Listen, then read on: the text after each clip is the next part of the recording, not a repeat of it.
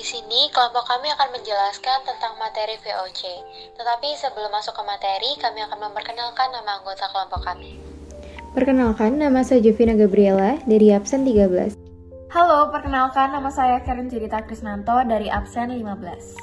Perkenalkan, nama saya Natania Vestamers Nastisillalahi, absen 23. Perkenalkan, nama saya Rafida Mulfara dari absen nomor 28. Yang pertama akan dibahas yaitu mengenai kedatangan bangsa Belanda di Indonesia. Bangsa Belanda datang ke Indonesia pertama kali pada tahun 1596. Pendaratan pertama terjadi di Pelabuhan Banten. Rombongan bangsa Belanda tersebut dipimpin oleh Cornelis de Houtman dan Pieter Keyser. Mereka membawa 4 buah kapal. Kemudian, Belanda datang ke Banten yang kedua kalinya pada tahun 1598 dengan membawa 8 buah kapal. Selanjutnya, apa sih tujuan kedatangan Belanda ke Indonesia? Tujuan kedatangan Belanda yaitu berdagang rempah-rempah. Setelah berhasil menemukan daerah penghasil rempah-rempah dan telah memperoleh keuntungan yang besar, Belanda berusaha melakukan monopoli perdagangan rempah-rempah dan juga menjajah. Untuk melancarkan usahanya, Belanda membentuk VOC.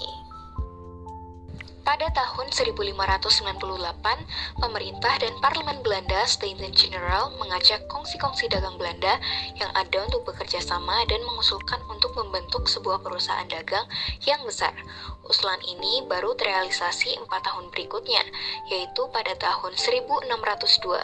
VOC, Verenigde Oost-Indisch Compagnie, atau dapat disebut dengan Perserikatan Maskapai Perdagangan Hindia Timur atau Kongsi Dagang Hindia Timur.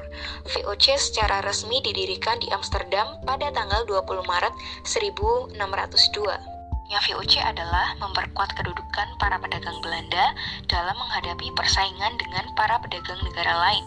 Yang kedua, memperkuat kedudukan para pedagang Belanda dalam menghadapi persaingan dengan para pedagang negara lain. Dan yang terakhir adalah sebagai kekuatan revolusi dalam perang 80 tahun sehingga VOC memiliki tentara. Di sini ada 4 terbentuknya jabatan baru, yaitu yang pertama, mengawali ekspedisinya tahun 1605, VOC telah berhasil mengusir Portugis di Ambon. Lalu yang kedua ada benteng pertahanan Portugis di Ambon yang dapat diduduki tentara VOC. Kemudian oleh VOC sendiri diberi nama Benteng New Victoria. Yang ketiga ada tahun 1610, diciptakanlah jabatan baru dalam organisasi VOC, yaitu jabatan Gubernur Jenderal, yang merupakan jabatan tertinggi untuk bertugas mengendalikan kekuasaan di negeri jajahan VOC. Dan yang terakhir, ada juga dibentuk Dewan Hindia, yang tugas Dewan Hindia adalah memberi nasihat dan mengawasi kepemimpinan Gubernur Jenderal. Pejabat VOC di Indonesia. Yang pertama ada Peter Booth.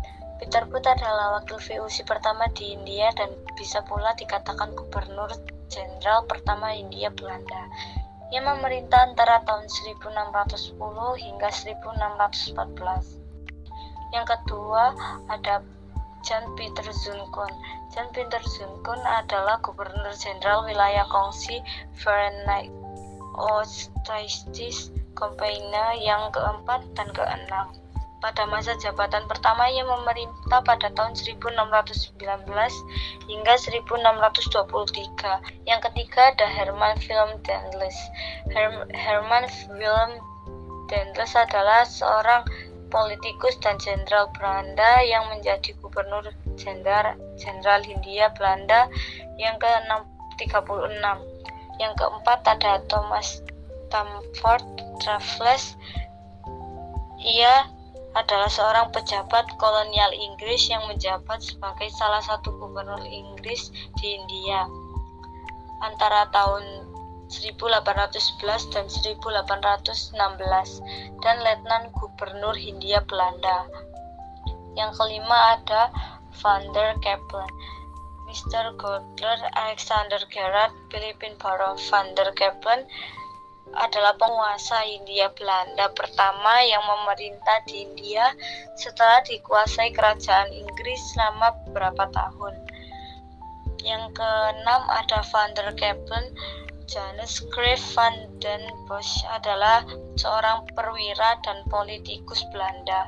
Ia adalah Gubernur Jenderal Hindia Belanda ke-43 yang memerintah pada tahun 1830 hingga 1834. Lalu kita akan membahas perubahan lembaga VOC, yaitu pada abad ke-17 sampai awal abad ke-18, VOC mengalami puncak kejayaan. Jalur perdagangan yang dikendalikan VOC menyebar luas.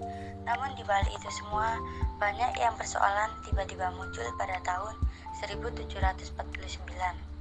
Terjadilah perubahan yang mendasar dalam lembaga pengurusan VOC. Namun pada tanggal 27 Maret 1749, Parlemen Belanda mengeluarkan undang-undang yang menetap bahwa Raja Willem IV sebagai penguasa tertinggi VOC.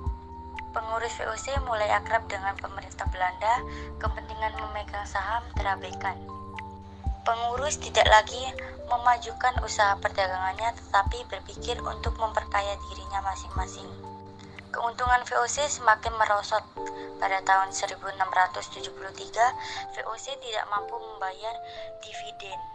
Pada tanggal 24 Juni 1719, Gubernur Jenderal Henrius Zwaregdron mengeluarkan organisasi untuk mengatur secara rinci cara penghormatan terhadap Gubernur Jenderal kepada Dewan Hindia beserta istri dan anak-anaknya.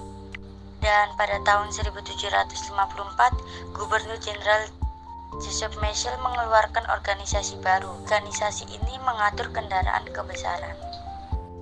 Hutang VOC semakin berat, sehingga VOC bangkrut dan gulung tikar.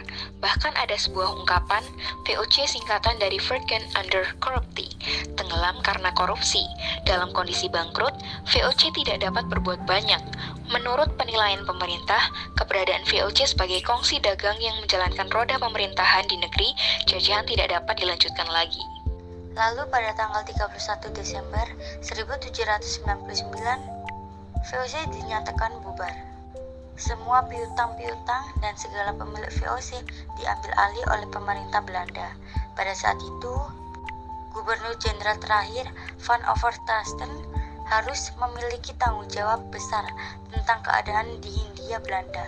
Ia bertugas untuk mempertahankan Jawa dari serangan Inggris.